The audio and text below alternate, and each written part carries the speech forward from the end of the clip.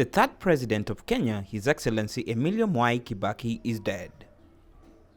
This was announced by His Excellency President Uhuru Kenyatta at State House, Nairobi, where he also said that the country's national flag will be flown at half-mast until the interment of the former president. The values by which he lived, the ideals he embraced, his dignity, his diligence, his candor, and concern for the well-being of all Kenyans. As a leading figure in Kenya's post-independence history, His Excellency Mwai Kibaki earned the abiding respect and affection of the people of this nation and other nations throughout the world.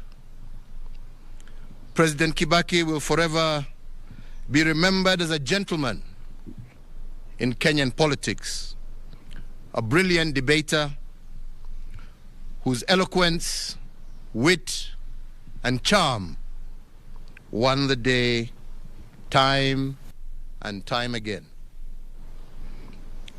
His contributions in the Ministry of Finance and as Vice President saw Kenya's economy grow steadily, fueled by a commodities boom, as well as fiscal and monetary policies that were the backbone of his economic philosophy. Believing that Kenya was once again ripe for a vibrant multi-democracy, President Kibaki exited from government and led the charge to keep the ruling party accountable. His contributions to the restoration of multi-party democracy as the leader of the official opposition, combined with his track record and impressive credentials, made Mwai Kibaki the natural choice for selection as the opposition consensus candidate against my own candidature in the year 2002 and the presidential elections that followed thereafter. On the 30th of December 2002, Mwai Kibaki was sworn in as the third president of the Republic of Kenya. He served as head of state and government until the 9th of April 2013. Administration conceptualized and spearheaded transformation in crucial sectors such as education, through the globally lauded free primary education program, infrastructure developments in transport and energy, and the increasing the availability and access to health care for his fellow Kenyans. In honor of this great statesman, Kenya remains committed to maintaining policies that promote economic and social empowerment, democracy, the rule of law, and respect for human rights. The late President Kibaki championed the realization and objectives of the East African Community Common Market, of trade liberalization for the citizens of partner states of the East African Community. His inclusive spirit and conviction for economic empowerment transcended the territory of Kenya towards cross-border economic stability. The late former president's central role in shepherding Kenya into a new constitutional dispensation, a culmination of a decade-long quest, is a towering legacy that immortalizes President Kibaki. We can take comfort in the inspiring legacy of ideals and examples of devotion to his country, which he bequeathed to us all, more so with our new constitutional dispensation. His dedication and love for our country undoubtedly honors Kenya East Africa, Africa, and in the world.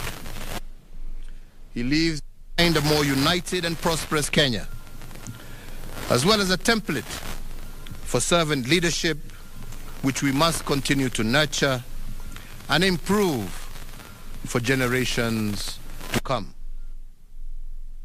And on his passing, today we once again renew our pledge in tribute to our great leader to foster.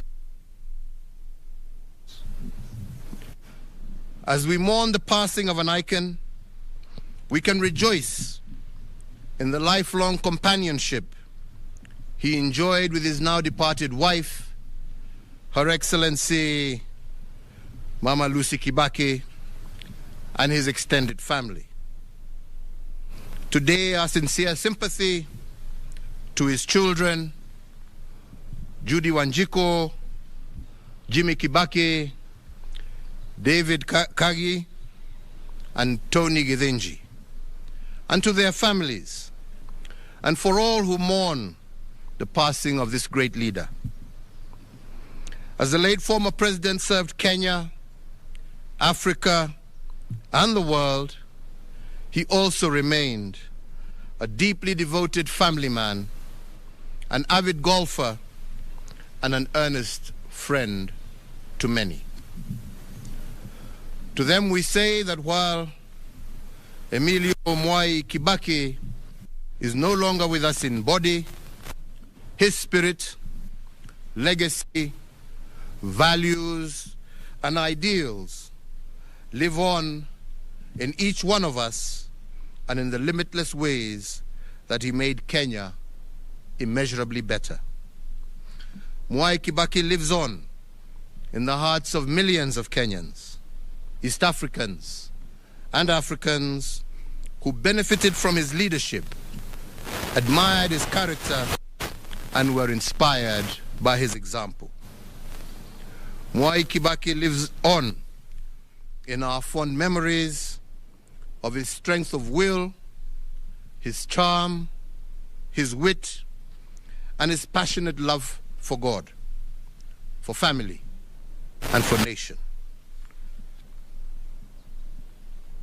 In honor of the life and times of the late former President Emilio Stanley Mwai Kibaki, and on behalf of a grateful nation, I, Uhuru Kenyatta, under the authority vested in me as the President of the Republic of Kenya and the Commander-in-Chief of the Kenya Defense Forces, do hereby order and direct that one, in testimony of the highest of esteem in which all Kenyans hold the person of Mwai Kibaki, the nation will observe a period of national mourning from today until sunset.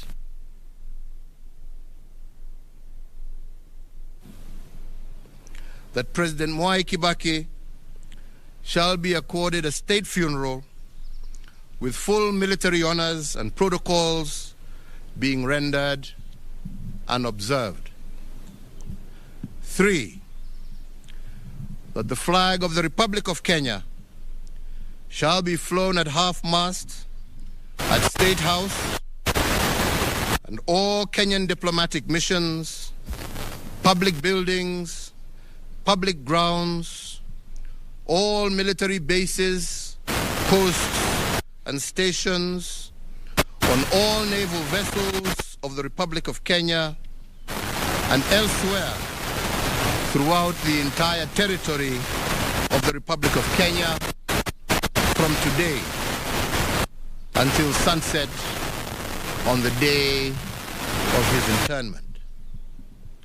And 4, that the President, the Deputy President, the Chief Justice, Cabinet Secretaries, the Speaker of the National Assembly, the Speaker of the Senate, Kenya's diplomats abroad, and whomsoever else is so authorized by law national flag on their official motorcade from today sunset on the day of his internment. May President Kibaki's family be comforted, may his memory be honored, and may his example be emulated.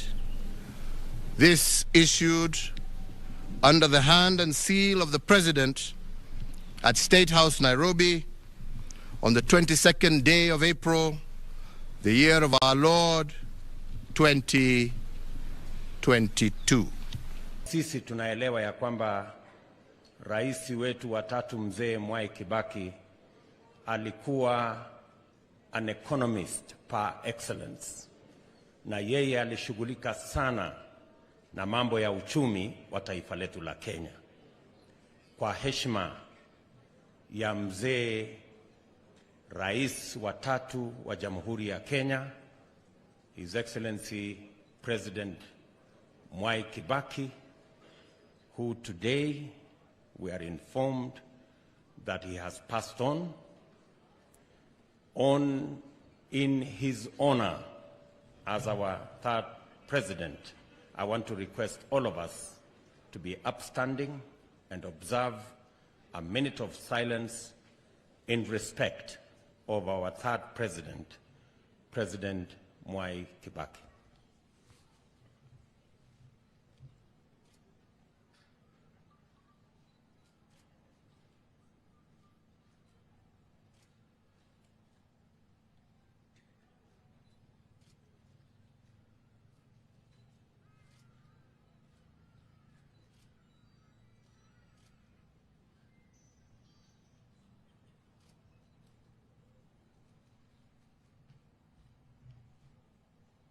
Thank you very much. Tuketi chini. Pengine tu nitasema on behalf of the Kenya Kwanza team, my brother Musalia, my brother Weta, Malala, Khalwale, and all the leaders who are here.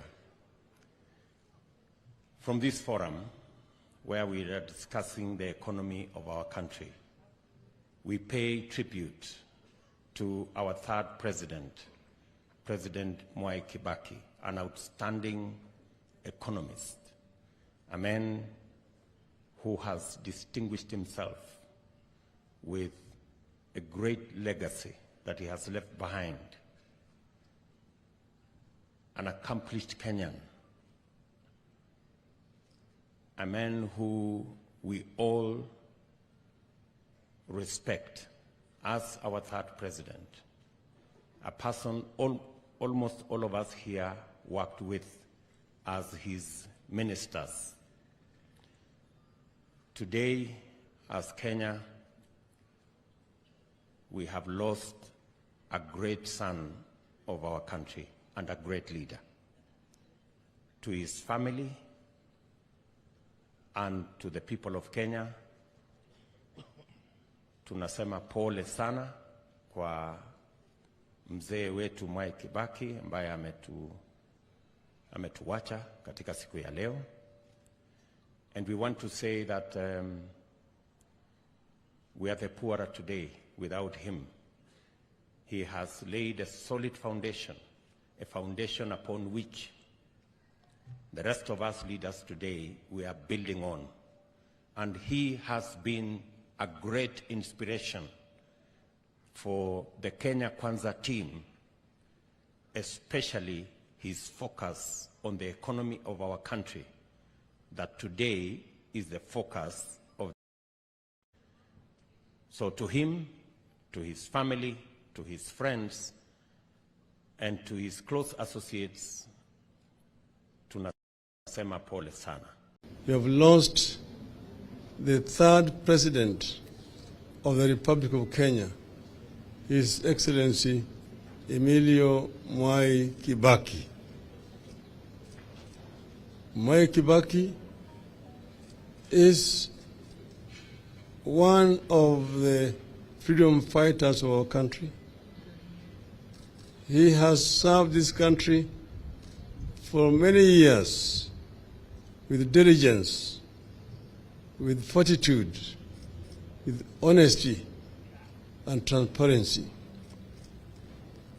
I have had the pleasure to work with Late Kibaki, first as a member of parliament in the opposition, the 7th parliament that is, then as one of his ministers for roads and public works, and finally as a prime minister where we shared the grand coalition government. Nobody who was better than Late Kibaki when it came to creating team spirit and inspiring his ministers. A lot is going to be said about Late Kibaki later on as we eulogize him. But on behalf of the Umoja One Kenya Alliance and coalition, on behalf of our respective political parties, and on behalf of my family, we condole with the family of Late Kibaki and the rest of Kenyans, and we say that may the Lord rest his soul in eternal peace. Amen. Having said that, we have had a meeting here, that is the council of the Azimio la Umoja One Kenya coalition, and today we are talking about our Nairobi team. There have been consultations that have been going on for the last few days, but I'm happy to report that today we have concluded and we are ready now to unveil Team Nairobi for Azimio la Umoja One Kenya coalition. The governor candidate is going to be Mr. Polycarp Igade.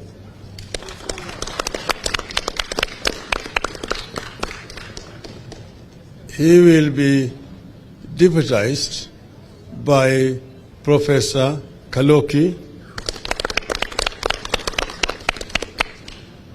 We will have a senator candidate, Mr. Edwin Sifuna. Then the women representative is going to be Madam Esther Passaris.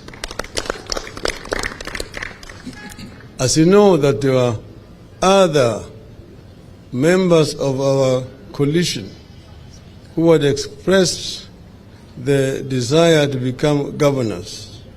One of them is Honorable Timothy Wanyonyi. Timothy Wanyonyi has made a decision to step down from the governorship contest and to go back and contest his seat as a member of the National Assembly for Westlands constituency.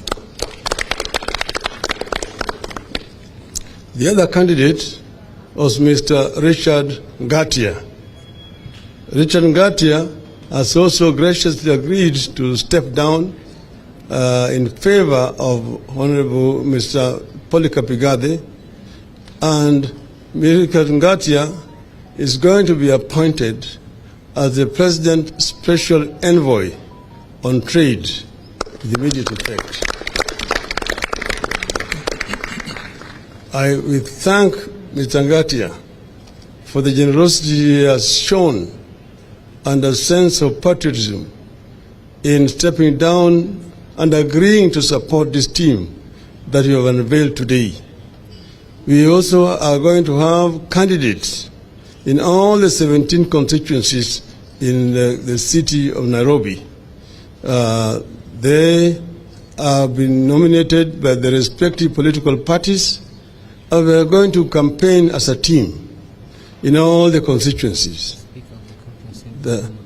Then We also agreed that the Speaker of the Nairobi County Assembly, once it is constituted, will come from ODM party.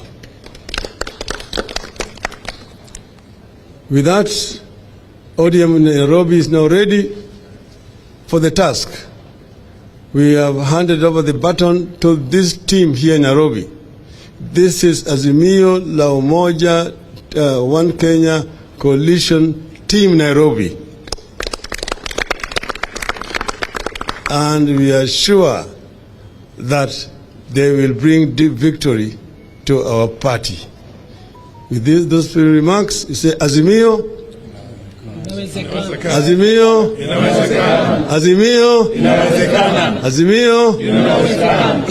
I would now like to ask my colleague, Honorable Stephen Kalonzo Musyoka, to pay his tribute to our departed president. Thank you, sir.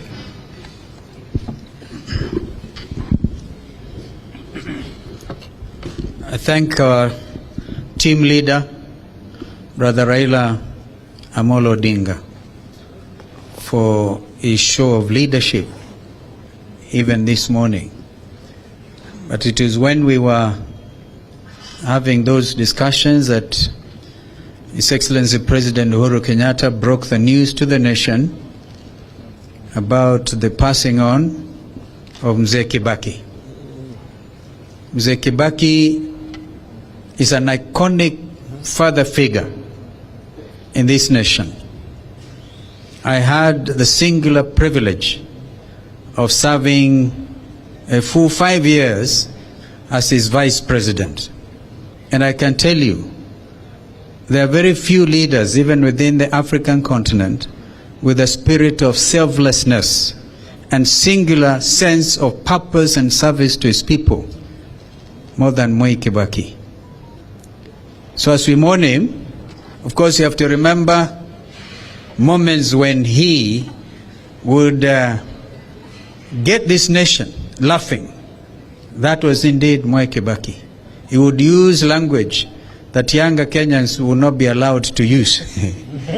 And we'd all go laughing. I can tell you that when my brother Raila at Uhuru Park in 2002 put a question to the mammoth congregation at Uhuru Park, which eventually the crowd and Kenyans became engulfed in the spirit of the merger between Rainbow, LDP, NAK of President Kibaki, and he asked a question, Siana Tosha.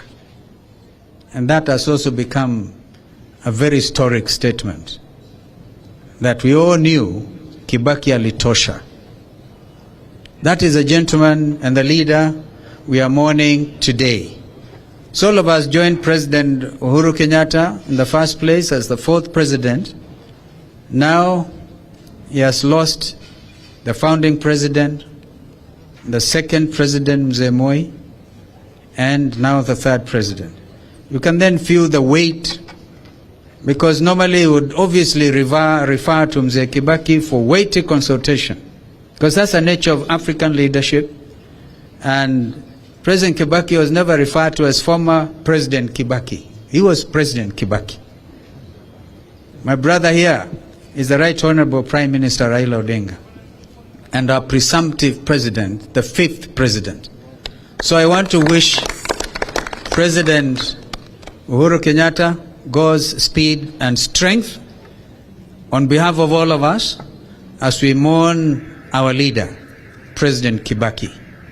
My brother will leave shortly for the United States of America. We had even to agonize on whether he should make this trip or not, and we felt the rest of us who are alive must continue with the task, immediate task that is ahead of us. So we send our brother Raila Odinga on his mission to the United States of America with our full blessings, even as I'm sure you'll be mourning Mzee Kibaki as he travels. Him and his delegation, we wish you Godspeed. Kenyans, poleni sana kumpoteza Mzee Kibaki wakati kama huu, ni kama kusema kweli zote tunajisikia kwamba tuko yatima. Tungekuwa hata tukielekea uchaguzi ujao, mzee Kibaki angalau angekuwa nasi, wakati mwingine tungemshauri, tungeuliza ushauri wake. Vile tulisema wakati ule unbwaggable nation, that time tulikosema kwamba Kibaki anatosha. Vivyo hivyo tunasema ndugu yetu Raila anatosha, wakati tukimwaga mzee Kibaki, kwa sababu yeye alichangia pakubwa na huo msimamo wa kusema Kibaki si anatosha, msimamo timamu. I'm quite sure mzee Kibaki also wishes you well as he rests. May he rest in everlasting peace. Amen. Hii mvua itakuwa ni kidogo, wewe hapana. Hata gari yangu naona inatoroka yeye bure. Mwambie arudi nyuma. Ni pumbafu kabisa. Maana unakuwa na maana gani duniani ikiwa wewe kazi yako ni wizi wa ng'ombe? Kweli una maana gani? Una maana wewe ni binadamu ya mavi ya kuku. Na kuna mwenyewe hapa, au ni mama au ni baba, angali anajivuna kutembea mbele ya watu na hana aibu. Mtu kama huyo ni bure kabisa, anahitaji kutwagwa makofi. You are letting this to go down by allowing some teachers to drink too much. Oh yes. Oh yes.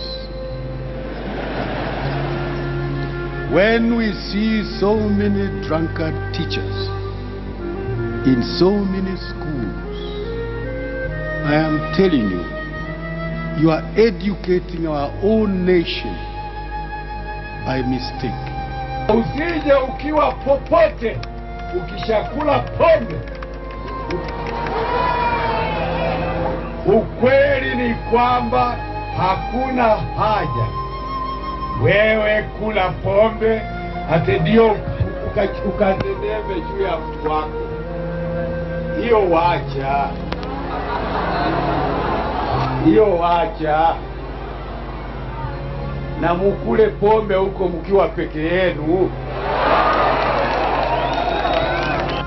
Sio lazima wewe kila siku ya pili ya tatu ati lazima uproduce mtoto. What the hell? Hapana. Hiyo ni kukoza adabu. Kiwa unataka fujo, ndio tokea, tunataka kukuona. Lazima wa kila mtu, hakuna, hatutaki kuogopa yeyote. Yeyote ambaye hataki maendeleo mazuri, awe anataka kujenga Kenya yake, hiyo tutafuata na yeye atawacha tu. If you just hang around and don't register, you are useless. No, true. You can't be useful. You can't be any use. Now, I think you are just... Anyway, let me not say that.